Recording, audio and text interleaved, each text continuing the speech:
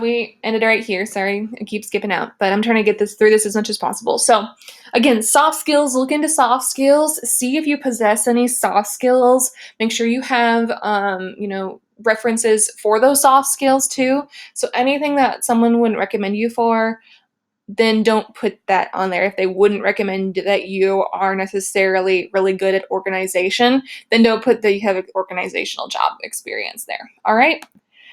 So make sure you're correct. Use spelling, grammar, punctuation. This is why you have the copy if you need it.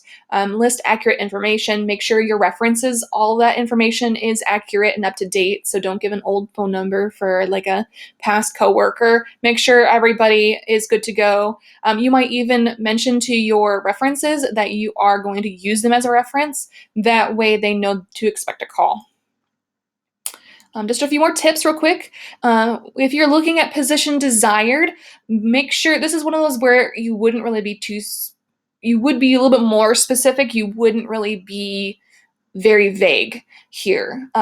I know for you guys, position desired might be one of those entry-level positions. You can put entry-level. You can put, I know if you're working for like a restaurant, usually the very entry-level positions are like a server or a hostess or a busser. You might put more than one position here. So put all the positions that you are desiring.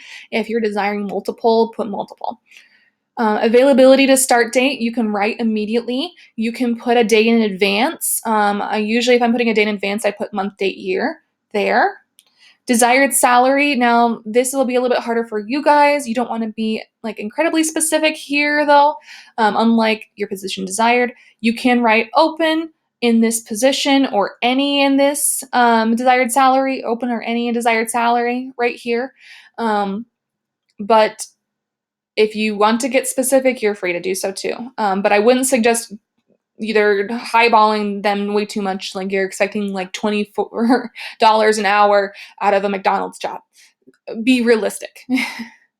And then the last, availability, make sure you are listing your time and days that you are available. If you're not available, you have doctor's appointments every Wednesday afternoon. Make sure you can say like any day of the week besides Wednesday afternoons. You can say Monday through Friday, anytime. You can do any day, anytime here. But make sure you are realistic with your availability as well. Make sure you are listing your most recent job information first. If you have a job, so this is particularly for if you've had a job in the past, make sure you're going from your most recent and then go backwards from there. If you have any volunteer experience, this is where you're going to put this as well. So maybe you worked with kids at summer camp. Maybe you were working with horses over the summer.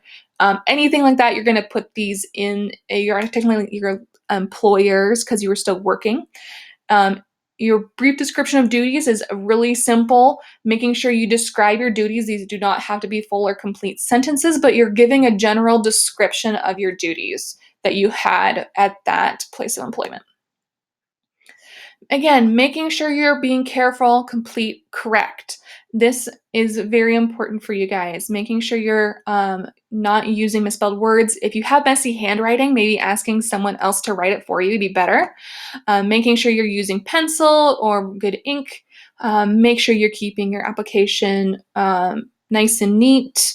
Make sure you're not using incomplete or blank. Remember, if you have to leave something blank or unanswered, you're using NA instead of leaving something blank. Make sure you don't use, if you technically were fired or quit, don't use those words. There's words other than that you can find in like the thesaurus or in job application websites that are easier to use those. So look those up if you're unsure. Make sure you sign it. Make sure your salary requirements are realistic for you guys as well. Again, remember to be careful, correct, and complete. It's going to be kind of drilled into you for this whole entire section here. If you have any questions, let me know. This will be the last video for the slides. We are good to go there, and I expect to hear from you guys if you have any questions or anything. But other than that, good luck filling out your first job application or another job application if you've already filled out one. Thanks, guys. Bye.